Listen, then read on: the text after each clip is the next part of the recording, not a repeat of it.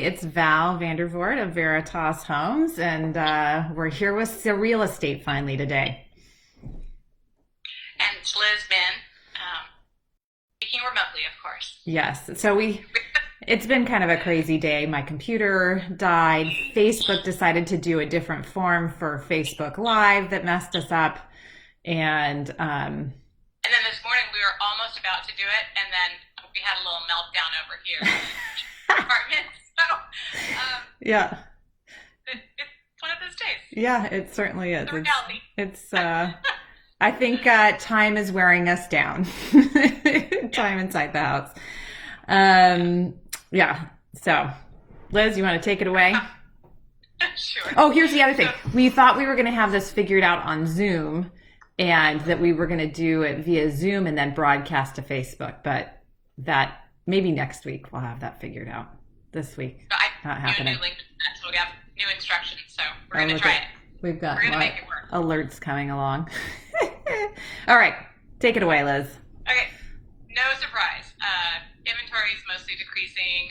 What is surprising is that there are some increases in some cities, but nothing substantial. No, yeah. It is. We've been having a lot of conversations like it's a real moral dilemma as far as what to do. Why are properties coming on the market right now? Were they lined up and ready to go? Or I think some of them that I've seen come on in certain areas, it's like they just slapped them in and the agent took photos. Have you noticed that, Liz, happening here and there? Not professional photographs. Yeah, There. yeah. But it's definitely interesting as far as trying to sell houses during this time. Yeah. And then also interesting to see, there are some counties deemed real estate as an essential activity. San Mateo has not done that. It's also interesting from a state level, right, Val? You were saying that Gavin Newsom. Yeah, he did the state orders, which I guess happened a few days after our shelter in place, which is maybe why there was some confusion. But I don't believe his orders say real estate is essential. And I think his orders override all, whichever one's stricter is, I think, the way that they're going. And I certainly have thought a lot about, is real estate an essential service? I think it is a case-by-case basis. As far as if you are in a situation where a lease is running out or something like that, and you need to buy, what are you going to do?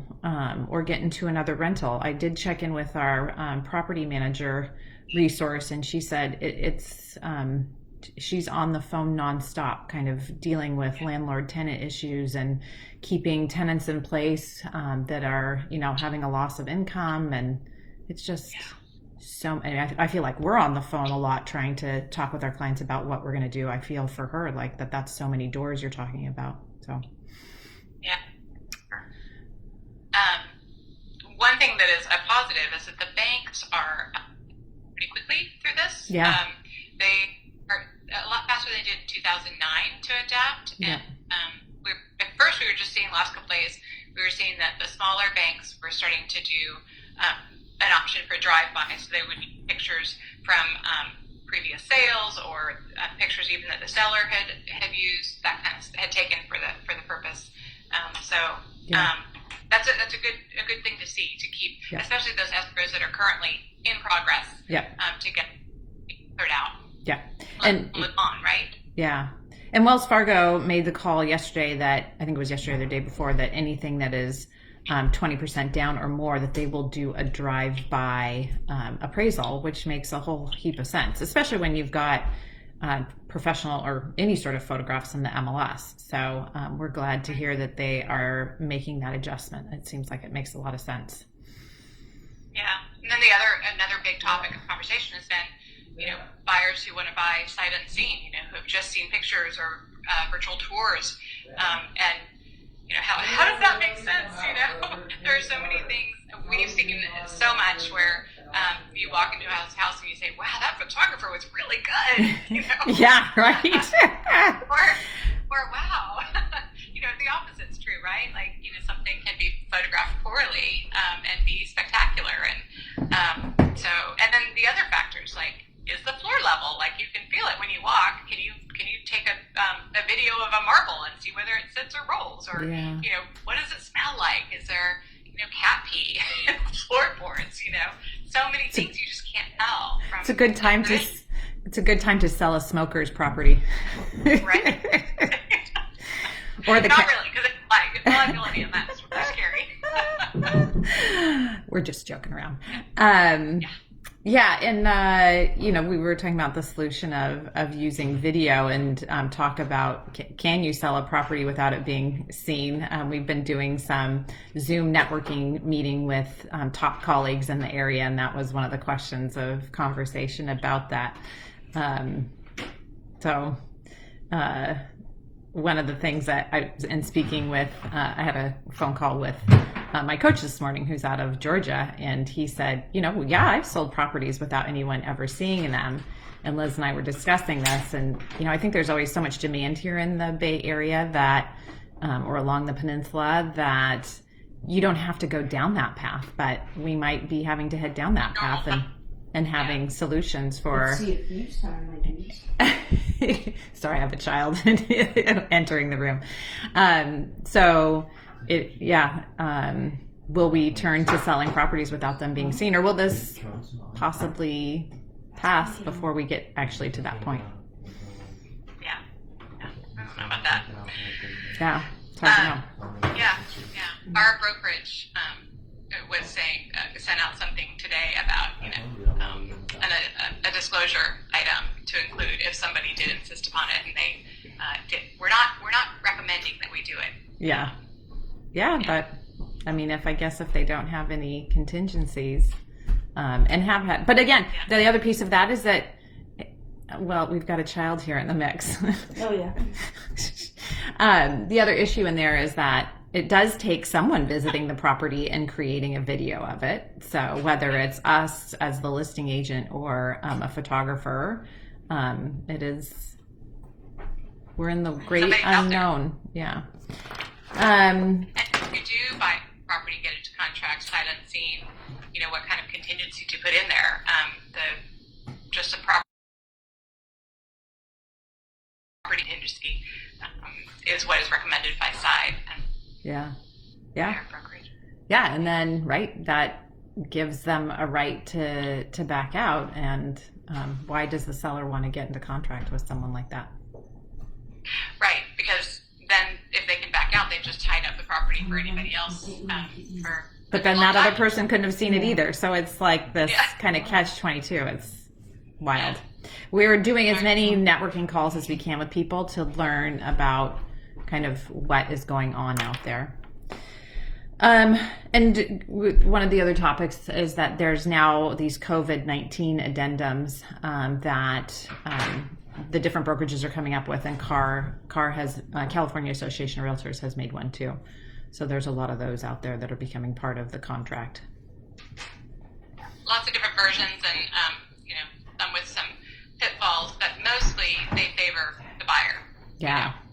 The buyers got all these outs because of the uncertainty and loss of income and all these other kind of things. So something to read carefully. For sure. Yeah. Okay, let's talk about good stuff. Yeah. Food. Let's talk Yeah. about food. Right. Food made by somebody else. MyRedwoodCityGuide.com has a list of all the restaurants in Redwood City. I don't know if it's complete, but they're keeping an active eye on who is open for takeout and delivery and that kind of stuff. Yep. So RedwoodCityGuide.com is good, and the Chamber has San Carlos, right? Yep.